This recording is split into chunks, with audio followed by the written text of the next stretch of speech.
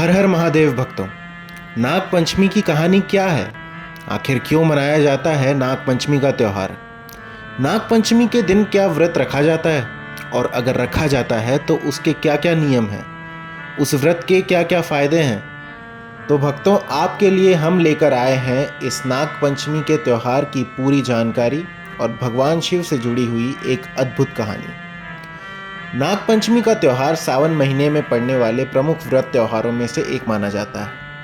इस दिन नाग देवता की पूजा करके उन्हें दूध पिलाया जाता है। इस दिन विधि विधान से नाग देवता की पूजा करने से आपकी 7 पीढ़ियां सर्पदोष के भय से मुक्त रहती हैं और भगवान भोलेनाथ उनकी रक्षा करते हैं। आइए आपको बताते हैं नाग पंचमी की पूजा विधि, महात्म्य और व्रत कथा।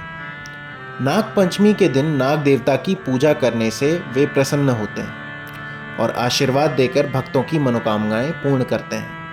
इस कारण उनके कृपा पात्र बन जाने से हमारी 7 पीढ़ी तक को सर्पदोष का भय नहीं रहता। यूं तो अनादिकाल से ही देवताओं के साथ नागों के अस्तित्व के संदर्भ मिलते हैं। पुराणों में भी नागों के संबंध में बहुतायत वर्णित सामग्री उपलब्ध है, यहाँ तक कि उसमें नागों के संसार को नागलोक का नाम दिया गया है।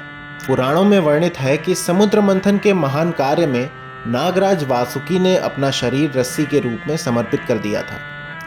देवताओं की माता अदिति की सगी बहन कद्रु के पुत्र होने के रिश्ते से नाग देवताओं के छोटे भाई हैं। हमारी पृथ्वी का भार शेषनाग के फन के ऊपर धारण किया जाना शास्त्रों में वर्णित है। भगवान विष्णु ने भी अपनी शैया बनाकर विश्व कल्याण का कार्य पूरा किया है। भगवान शंकर के गले में अनेकों विश्चर नाग सदा उनके शरीर की शोभा बढ़ाते रहते हैं, इसीलिए वे नागेंद्र हार कहलाते हैं।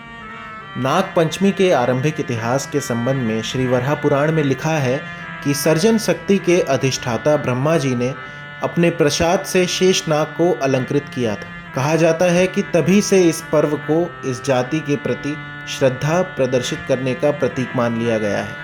यजुर्वेद में भी नागों और पूजन का उल्लेख मिलता है। इस व्रत का महात्म्य पढ़ने या सुनने मात्र से ही समस्त पाप नष्ट हो जाते हैं। पूजा की विधि इस प्रकार है। ये व्रत श्रावण मास के शुक्ल पक्ष की पंचमी को रखा जाता है। इस व्रत के एक दिन पूर्व यानी चतुर्थी को एक समय भोजन कर पंचमी को पूरे दिन भर का उपवास रखने का विधान है। गरुड़ पुराण के अनुसार व्रती अपने घर के दोनों ओर नागों को चित्रित करके विधि विधान अनुसार पूजा करें।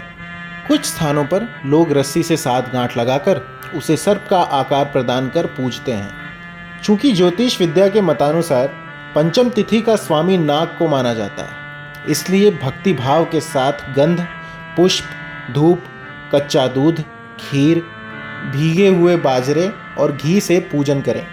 सुगंधित पुष्प और दूध सर्पों को अति प्रिय होने के कारण इस दिन सपेरे नाग को दूध पिलाने के लिए कहते हैं और वस्त्र, अन्न और चना भेंट स्वरूप पाते हैं। फिर ब्राह्मणों को खीर और लड्डुओं का भोजन कराएं, दूध या दूध से बने पदार्थ भी खिलाएं। इस व्रत के दिन सूर्यास्त के बाद भूमि खोदना वर्जित माना जाता है। आइए अब जानते हैं नाग पंचमी की व्रत कथा।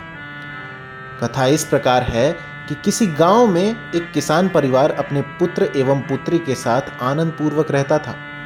एक दिन जब अपना खेत जोत रहा था तो एक सर्पिणी के 3 बच्चे हल के नीचे कुचलकर मर गए। सर्पिणी ने बदला लेने के लिए किसान और उसके पुत्र को रात्रि में डस लिया।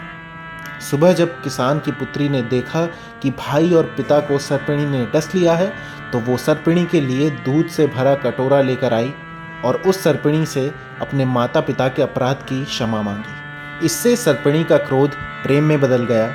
उसने प्रसन्न होकर उसके पिता और भाई का जहर वापस खींचकर उन्हें जीवित कर दिया। उस दिन श्रावण मास शुक्ल पक्ष की पंचमी थी। बस उसी दिन से नाग पूजा की परंपरा चल पड़ी। तो चलिए भक्तों, इस कहानी को यहीं विराम देते हैं और मिलते हैं आपसे अगली भगवान शिव की अद्भुत कहानी के साथ। तब तक जुड़े रहिए हमारे चैनल के साथ, जिसका नाम है हर हर महादेव बोल, और भजते रहिए भगवान शिव का नाम।